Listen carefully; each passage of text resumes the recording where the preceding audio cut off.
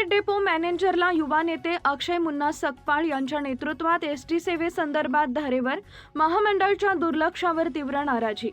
महाड तालुक्यातील महाड विनेरे या मार्गावर महामंडळाच्या सतत नादुरुस्त व तोडलेल्या बसगाड्या सोडण्यात येत असल्यानं प्रवाशांना विशेषतः वृद्ध आणि शाळकरी मुलांना प्रचंड त्रासाला सामोरं जावं लागत आहे।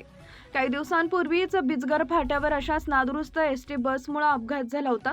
घाटातील हे अपघात वारंवार घडत असून याकडे एसटी प्रशासन दुर्लक्ष करत आहे।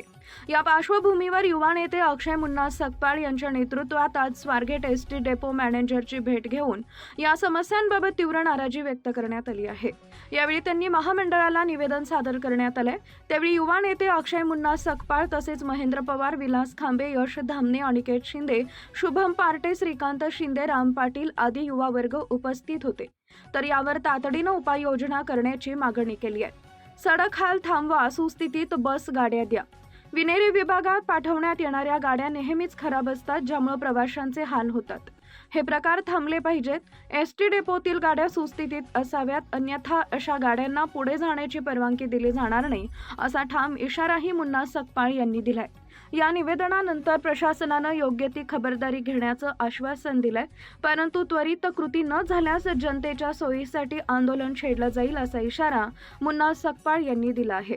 प्रवाशांच्या सुरक्षेचा आणि सोयी सुविधांचा गंभीर प्रश्न उपस्थित करत स्वारगेट डेपो प्रशासनासमोर ठोस भूमिका मांडण्यात आल्यानं आता महामंडळाकडून कोणती पावलं उचलली जातात याकडे सर्वांचं लक्ष लागलंय।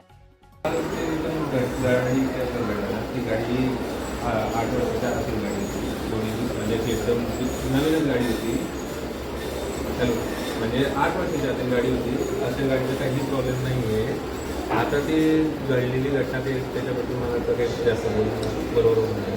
तर यांना विनेरांसाठी पाहिजे स्पेसिफिक, तर मग यांना रिक्वेस्ट करतो की नवीन 3 गाड्या मिळाल्या तर मी त्याच रूटला ठेवतो, कधी बदलवणार नाही। 3 शेड्यूल त्यांचे चालवतोय, तेच जातील गाड्या, दुसरीकडे जाणार नाही। मला पण लिमिटेशन आहे, तुम्हालाही माहिती आहे।